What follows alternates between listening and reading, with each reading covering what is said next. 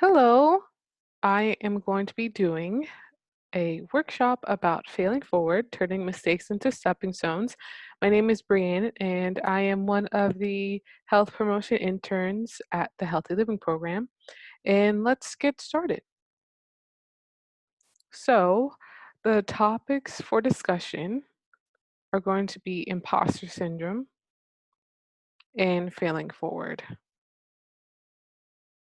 So, what exactly is imposter syndrome?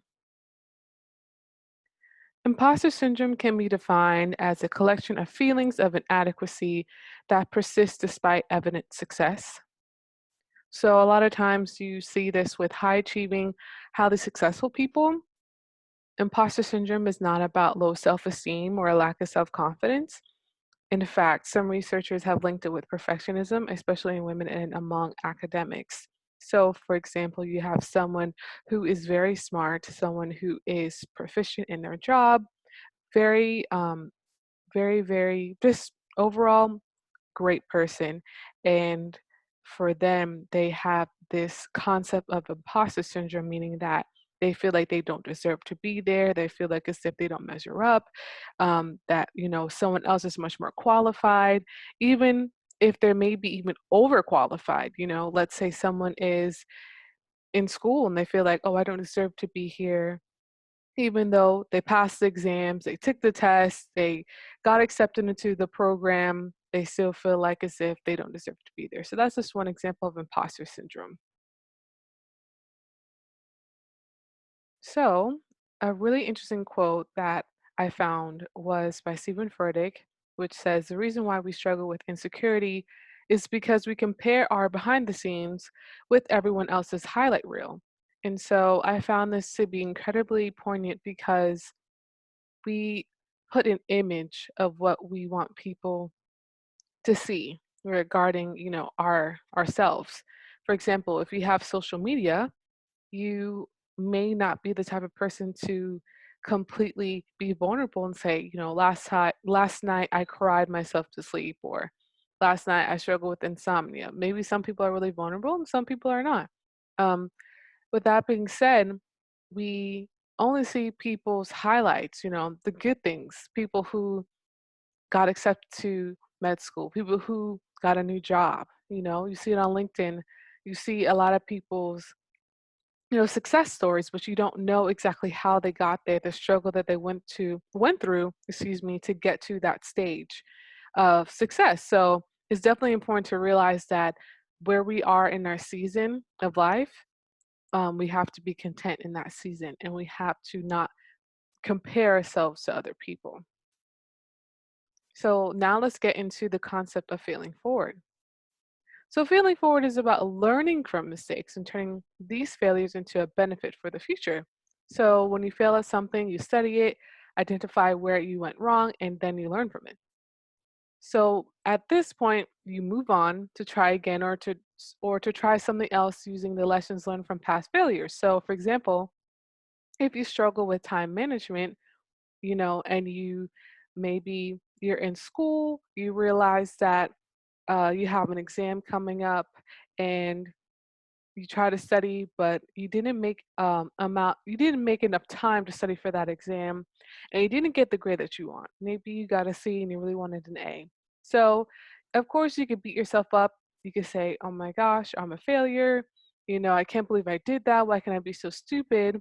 And there's room to express your emotions, but at the same time, you can take that moment and learn from it. And for the next time, you say, you know what, I'm going to have a schedule. I'm going to plan out when I'm going to study. I'm going to devote more time to study for my class to get a better grade for my exams. So that's just one example that you can use to learn how to fail forward. So now what we're going to do, we're going to talk about four scenarios. So this is the first one. So Cameron is a full-time student and has a full-time job on nights and weekends. He had a biology exam and forgot to study due to his busy schedule. He received an F and may need to retake the class next semester. So this is similar to the example that I just stated about you have a lot on your plate. you didn't really get to study a lot for your exam and you got a bad grade and it sucks and it's okay to process those emotions. So, what do you think Cameron should do next time? Is he a failure? Is he, someone that maybe just needs to drop out of school altogether? So let's see. So, what Cameron can actually do is practice time management, use an agenda, study ahead since Cameron already took the course and has the material. So, Cameron can take the class again. Obviously, they know what to expect because they already took the class and can even reach out to the professor, the classmates to study together and to create just a better a path to get a higher grade versus being super overwhelmed and to even get to the point where you get an F. So I think with this, it's a lot. It's a better route than just beating yourself up and saying like, oh, I suck. Oh, I should have never taken that class in the first place. I'm not smart. No, once you find something that works for you, you stick to it, and you'll get a better outcome. So next one is going to be Stephanie's parents are very strict and finally allowed her to go to her first college party. She came home at 3 a.m. despite her parents' clear rule of a 1 a.m. curfew. She is now grounded, and her parents are very disappointed in her. So, what do you think about Stephanie? Obviously, she knew the rule and she completely disregarded the rule, and now her parents are upset with her. So, whenever I do this workshop in front of different types of people, I get so many different type of responses. And I think the context here, she's living at home, and I know culturally, this sometimes parents, this in general, they say, you know what, hey, when you're living in my house, you have to follow these rules. Doesn't really matter your age. So I just wanted to throw that in there because I know some students can identify with this scenario. So in the future, Stephanie could call her parents when running late and or set an alarm on her phone reminding her of the curfew. So I think that this is a great solution. Also, having, a friend hold you accountable is really, really, really, really important. And even just having a conversation with her parents and saying, hey, I'm sorry that this happened. This is what I'm going to do in the future. Establish that communication between them. And then from there, maybe you could talk about extending the curfew depending on how old you are and all that stuff. So let's move on to the next one. So you have this third one right here. Maria is celebrating her 27th birthday tomorrow.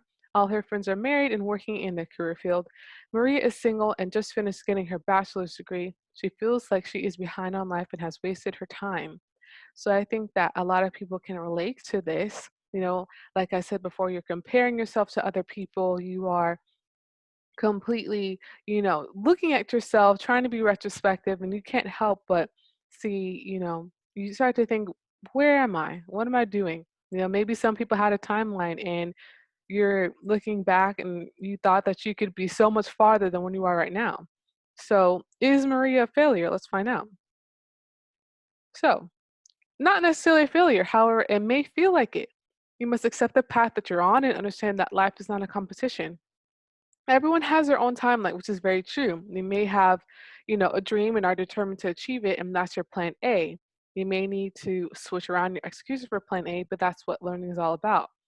Life is going to be filled with curveballs, and the way you handle them plays a big part in your results. Absolutely. I mean, change is constant, and you can only be concerned about things that you can't control. So, Maria is 27.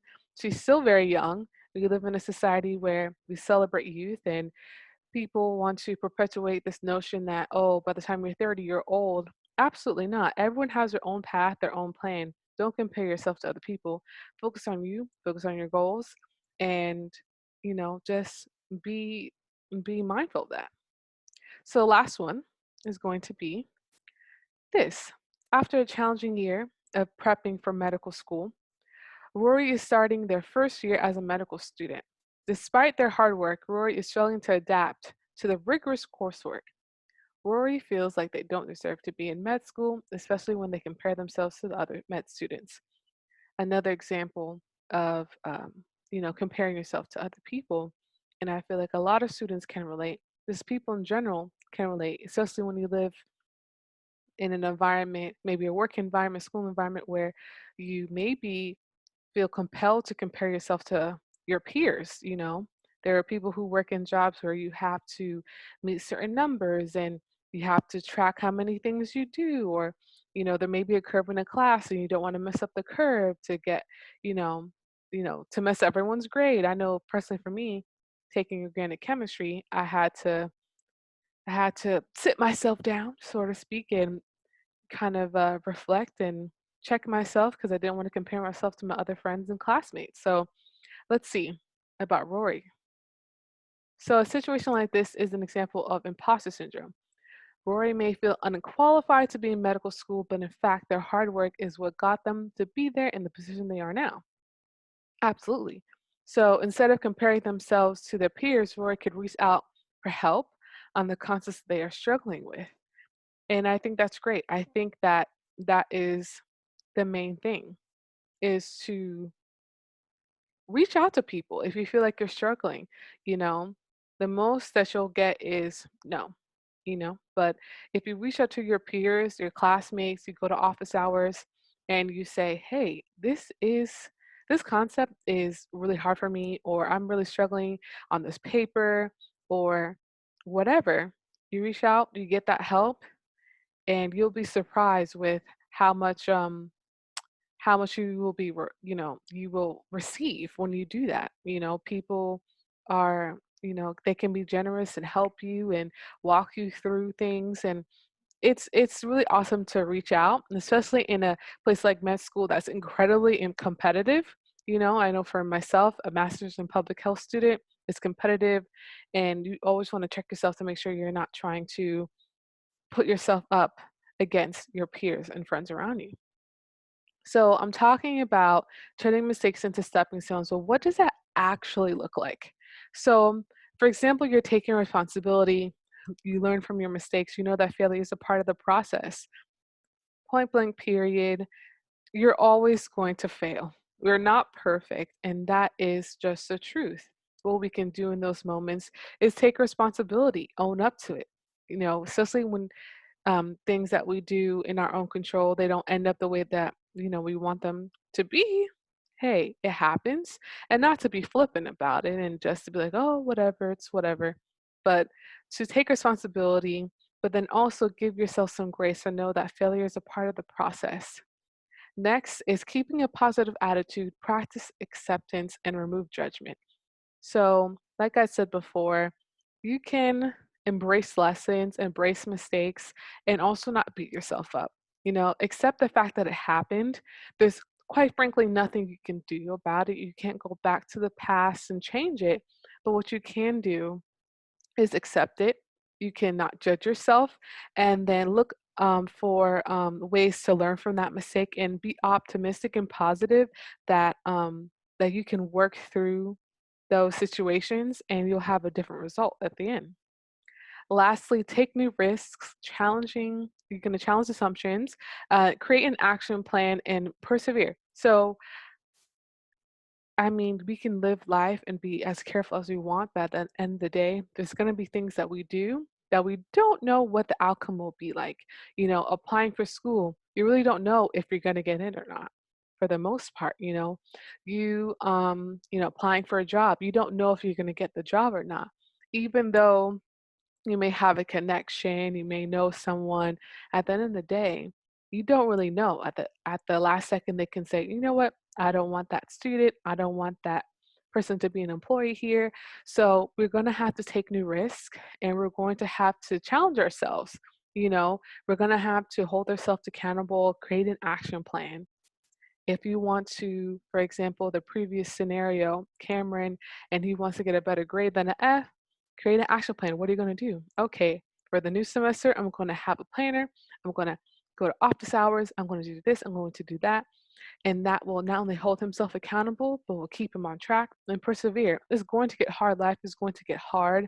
There are things that are going to happen that is outside of your control, and that's okay. But what you can do, you can be mindful, you can show yourself grace, you cannot judge yourself, and you can just remind yourself that it will pass. The moment that you're struggling with, it will pass, and it's going to be okay. So, those are the steps, not really the steps, so these are the ways that you can turn mistakes into life lessons or stepping stones.